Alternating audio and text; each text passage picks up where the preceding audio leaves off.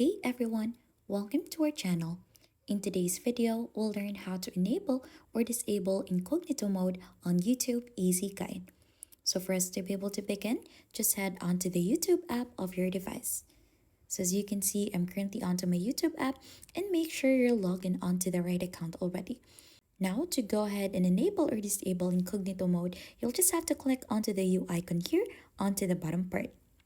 Once you're already in here, if you've noticed here, below the account name or account username, you should be able to see some settings.